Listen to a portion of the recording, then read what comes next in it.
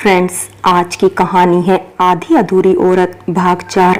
पिछले भाग में आपने पढ़ा मधु दौड़ी और सिसकियां भरती हुई मोहित के कमरे तक चली गई। उसने बगैर पूछे ही मोहित की पैंट कसकर खींच ली। अब आगे मोहित चौंकते हुए उठा, पर उसने कोई प्रतिक्रिया नहीं दी, सिर्फ हंसते हुए इतना कहा, मधु जी खुद को संभालो, जाओ सो जाओ।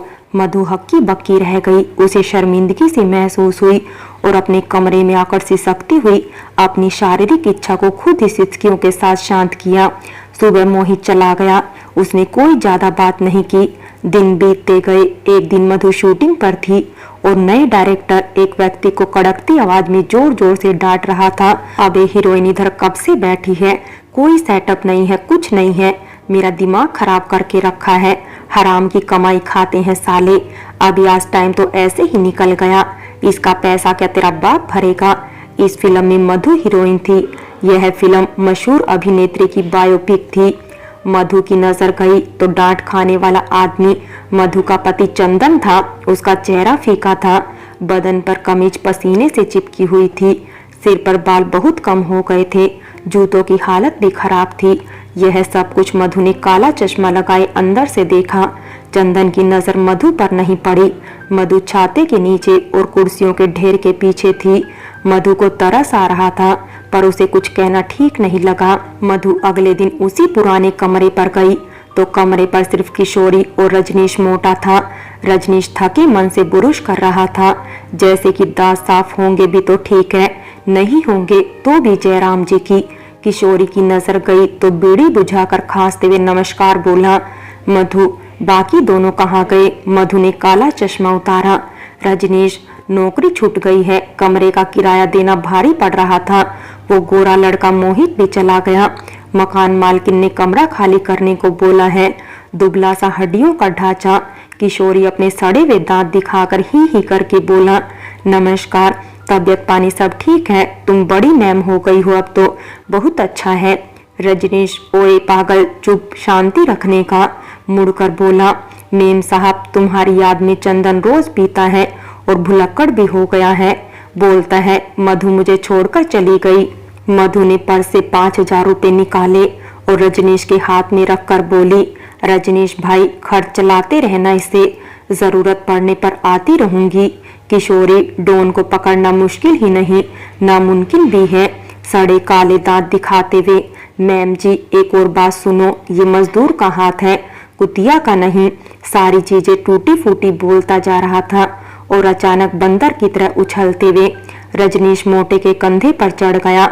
वंदे मातरम, भारत माता की जय। रजनीश, मेम साहब आप जाओ, ये पागल परेशान करेगा। बर्तन धोता है ये होटल में, मैं होटल में खाना बनाता हूँ।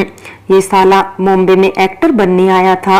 आप जाओ, ये पागल करेगा आपको भी। मधु कुछ देर तक उस अजूबे को देखती रही। उसे उसकी सूरत पर दया सी आ रही थी। हंसाने जैसी बात करके भी हंसी नहीं आ रही थी। वो इस विश्वास के साथ कह रहा था, जैसे ही मैडम हंसे और ताली बजाकर मुझे खुद उत्साहित कर पैसे देगी। उसे लग रहा था जैसे अब सारे डायलॉग बोलने के बाद तालियों की गड़गड़ाहट होगी और सभी लोग ऑटोग्राफ लेने आएंगे। मधु ने चश्मा सिर से उतारकर आंखों पर लगाया और चली गई। पीछे से किशोरी की आवाज आई, 2 चुटकी सिंदूर की कीमत तुम क्या जानो, तुम क्या जानो मंगलसूत्र और विवाह की रस्मों रिवाज को। तुम चालाक औरत हो, तुम्हारा लंबा दोस्त छोड़कर चला गया क्या? मधु को ये वाला डायलॉग सुनकर थोड़ा आघात सा लगा, जैसे कान पर पत्थर फेंकने की आवाज सुनाई दी हो। मधु टक टक सैंडल की आवाज करती हुई दुपट्टा संभालकर अपनी काली गाड़ी में बैठ गई और किसी प्रोजेक्ट की बात करने विजय और उनकी बेटी से मिलने चली गई। शाम को पहुंची तो घर पर कोई नहीं था। सिक्योरिटी गार्ड ऊँघ रहा था। उनका पालतू कुत्ता जीमू भीतर हॉल में बंधा था। उसने देखकर पूंछ हिलाई। मधु ने उसे पुचकारा, अपनी कोमल उंगलियों का स्पर्श दिया और ऊपर के कमरे की सीढ़ी चढ़ने लगी। पूरा घर सुनसान लग रहा था। एक कमरे से सिसकियां छूट रही थी। धीमे धीमे कदम से गई। दरवाजा हल्का खुला था। खिड़की से झांक कर देखा तो पैरों तले जमीन खिसक गई। मधु का पर्स हाथ से छूट गया। फेफड़े फड़कने लगे, पूरा बदन कांपने लगा। हिम्मत बांधकर दरवाजा बिना चरमराहट किए खोला तो विजय अंकल ऊपर थे और नीचे जो था वो मोहित था। मधु के पैर कांपने लगे। मधु का दिमाग घूमने लगा, जैसे कोई अलका पिंड सिर पर टूटा हो। मधु ने जल्दी जल्दी पर्स उठाया और अपनी गाड़ी में आकर बैठ गई। मधु अब सोचने लगी, क्यों मोहित ने कभी उसे छुआ नहीं, क्यों मोहित सिर्फ मुस्कुराता था। वास्तव में मोहित गे था। मोहित समलैंगिक पुरुष था और इसी तरह से मॉडलिंग में काम भी पाता था। इंडस्ट्री की जीवनचर्या से मोहित का खुलासा हुआ तो उसके कई पुरुषों से शारीरिक संबंध थे। मधु का दिल पूरी तरह से टूटकर बिखर गया। मधु ने फिर कभी भी मोहित से मिलने की नहीं सोची और न ही अंकल को मिलने गई। मधु ने कई सीरियल और फिल्म से पैसा कमाया, लेकिन कोई ऐसा नहीं मिला जिसके साथ समय बिताए। हमेशा जीवन साथी की कमी महसूस होती रही। कई बार चंदन का उसके ऊपर कूदना भी याद करती, लेकिन उसके तंबाकू वाले मुंह और पसीने वाली कमीज को याद करके भूल जाती। मधु प्रेमी जोड़ों को देखकर मन ही मन खींचती रहती और इसी ईर्ष्या में शराब इत्यादि का सेवन भी करने लगती। समय बीतता रहा और अब उम्र 40 के पार होने को थी। मधु का इंडस्ट्री में बड़ा नाम था, लेकिन कुछ इच्छाएं अधूरी थी। वह किसी हैंडसम युवक जवान मर्द की गृहिणी बनना चाहती थी। बड़ा नाम होने के कारण झिझकती भी थी, किससे बात करे और किससे नहीं।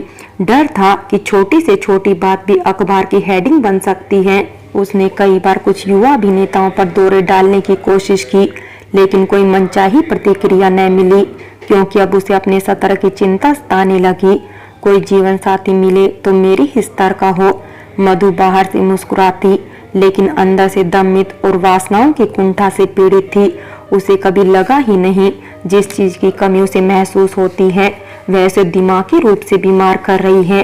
वह बीमारी आंखों के काले घेरे और बदन दर्द के रूप में दिखने लगी थी। और फिर ऐसे में भीतरी इच्छाओं को दबाना इतना आसान भी नहीं होता है। साथ ही साथ लगने लगा था, रूप यौवन सदैव रहने वाली वस्तु नहीं है। मोहित के साथ संबंध रखना चाहती थी, उसे तो इसीलिए क्योंकि मोहित को करीब से जानती थी और पति चंदन बदसूरत हो चुका था।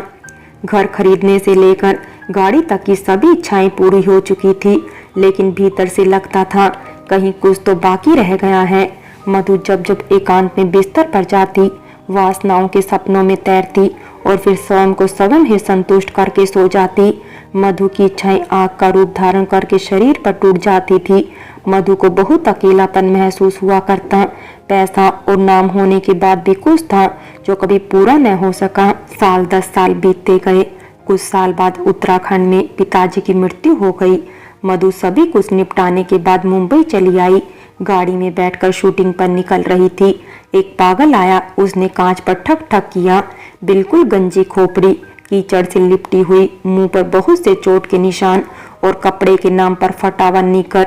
उसने पैसे मांगे, मधु ने सिक्के दिए। कांच चढ़ा ही रही थी कि पागल बोला, औरत जात के मुंह पर थूको। जोर जोर से हंसा। हाँ मैडम, मेरा डायलॉग कैसा लगा? हाँ madam, hello, I am actor. Driver ने यह कहकर गाड़ी तेज करके आगे ले ली। अरे मैडम, वो पत्थर मार देता अगर मैं आगे न लेता तो गाड़ी को। अरे, इसने एक दिन औरत का सर फोड़ दिया था। वो तो शुक्र है कि खोपड़ी पर ज्यादा चोट नहीं आई। बताते हैं कि ये शूटिंग पर काम करने के दौरान पागल हो गया था। औरतों से बहुत चिढ़ता है ये। सुनते ही मधु ने सिर नीचे झुका लिया। मधु की उम्र अब 52 हो चुकी थी। रात का समय है। उसके बगल में उसका सफेद कुत्ता सोलमेट बैठा है। मधु फिर कहानी के उसी भाग का प्रेम प्रसंग पढ़ रही है जिसे पढ़कर उसे अर्ध वासनाओं में खोने की आदत थी।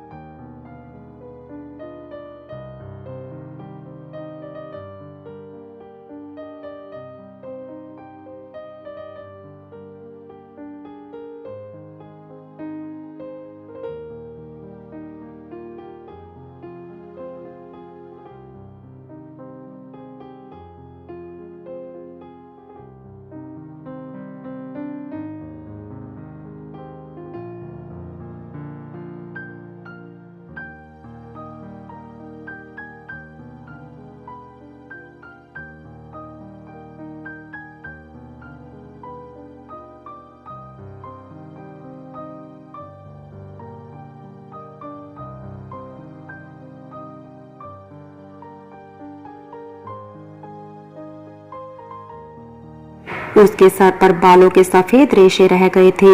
मांस जगह जगह से झूल गया था। छातियां किसी मोम से पिघलती थैले की तरह लटक गई थी। कुछ समय बाद जुहू के मीना कुमारी अपार्टमेंट पर 6ठी मंजिल पर बाथरूम में एक अभिनेत्री की लाश नग्न अवस्था में मिली। लाश का पता बदबू आने पर 1 हफ्ते बाद चला, जब कुत्ता काफी दिनों तक भौंकता रहा। दरवाजे के बाहर कई दिन के हिंदी इंग्लिश अखबार और दूध के पैकेट पड़े थे। कमरे में सिगरेट के टुकड़े, शराब, बियर की बोतलें फैली हुई थी। मधु के बिस्तर की तह पहले की तरह बिगड़ी हुई थी।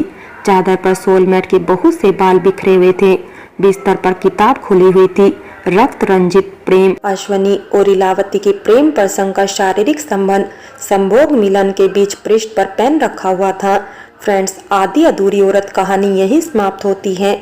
और अगर कहानी अच्छी लगी हो तो लाइक करें, शेयर करें और प्यार भरी कहानी चैनल को सब्सक्राइब करें।